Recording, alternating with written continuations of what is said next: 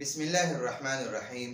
نن زمونږ د طریقة العصریه پنځلسم سبق دی او الدرس الرابع څلورم درس دی. په څلورم درس کې اول مونږه ترتیب بدل کو، څنګه چې کتاب کې څنګه ترتیب ورکړی دی د هغې نه لږ غونډه مونږ بدل شروع کو.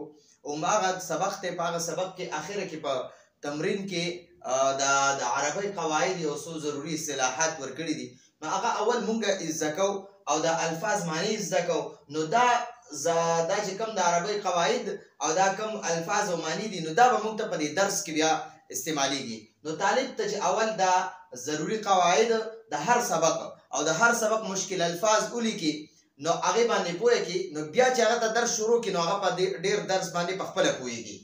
نو دلته اوس موږ له راکړي دي د عربی قواعد یو څو ضروري اصطلاحات، یو څو ضروري تعریفونه هغه زده کوو.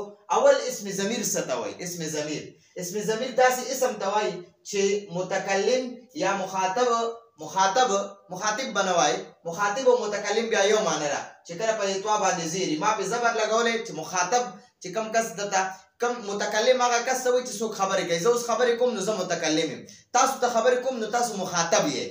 که چېرته زه د مخاطب په ځای باندې مخاطب ویم نو متکلم او مخاطب یو څیز دی. مخاطب مانم د خبرو کولو والا او متکلم مانم د خبرو کولو والا، خو مخاطب معنا دا چې مخامخ درته کوم کسان ناست وي هغه ته مخاطب وایي.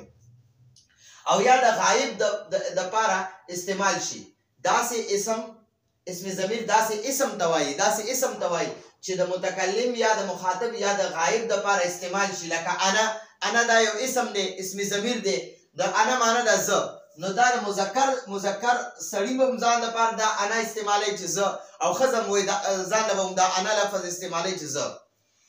انت معنی ده ته یو سړی چې وایي چې یاره مخامخ درته یو کس وي نو ته به ورته وایي انت، ته یو سړی، دا د سړي لپاره راځي. هو معنی ده هغه چې د چا باره کې مونږ خبرې کوو نو هغه زموږ سره موجود نه دی، چې مونږ سره په دې کمره کې وي خو زما دوه دریو کسانو خوا کې فاصله کې ناست دی، زمونږ په مجلس کې موجود نه دی، نو بیا هم هغه غایب ګڼلی کېږي. نو مونږ د هغه چې چا باره کې خبره کېږي نو هغه ته غایب وایي، هغه لپاره هو ضمیر استعمالیږي چې سړی وي. اوس درته د متکلم خپل تعریف لیکلی، د مخاطب یې درته خپل تعریف لیکلی، د غایب یې درته خپل لیکلی. متکلم خبرې کولو والا ته متکلم وایي، زه خبرې کوم نو زه متکلم یم. مخاطب چاته چې خبره کېږي، زه تاسو ته خبره کوم نو تاسو زما مخاطب یې، هغه ته مخاطب وایي. لکه تاسو موجود ناست زه درته خبرې کوم زه متکلم یم او تاسو اورئ نو تاسو مخاطب یې. او غایب چې د چا باره کې خبره کېږي، اوس زه چې د چا باره کې درته خبرې کوم هغه ته غایب وایي، هغه زموږ په دې مجلس کې موجود نه دی نو هغه ته موږ غایب وایو. چې د چا باره کې خبره کوو، چې څوک خبره کوي دا متکلم دی، چاته چې کوي نو هغه ته مخاطب وایي، چې د چا باره کې خبره کوي هغه ته غایب وایي. دا آسان تعریفونه. اوس الفاظ او معنی راکړي دي. انا معنی ده زه د مذکر او مؤنث دواړو لپاره استعمالیږي. انا مؤنث په وایي انا زه، او مذکر هم وایي انا زه، نو دا انا لفظ چې دی انا، نو دا د دواړو لپاره استعمالیږي. انت چې کله په دې تا باندې زبري انت ته یو مذکر سړي ته چې وایي چې ته نو هغه لپاره به انت استعمالي، او چې ښځې ته وایي ته نو هغې لپاره به انتي استعمالي. په دې تا باندې به صرف زیر ولګي. نو انتي معنی ده ته یوه ښځه، انت ته یو سړی، انتي ته یوه ښځه، انت ته یو سړی، انتي ته یوه ښځه. هو معنی ده هغه یو سړی، هغه یو غایب مذکر سړی، هغه یو غایب مذکر، هو هغه یو غایب مذکر، هي هغه یوه مؤنثه. نو دا هو د یو غایب سړي لپاره استعمالیږي او هي د یوې غایبې ښځې لپاره استعمالیږي.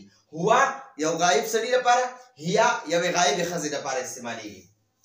او مسرور معنی ده خوشحاله، اردو کې ورته خوش وایي.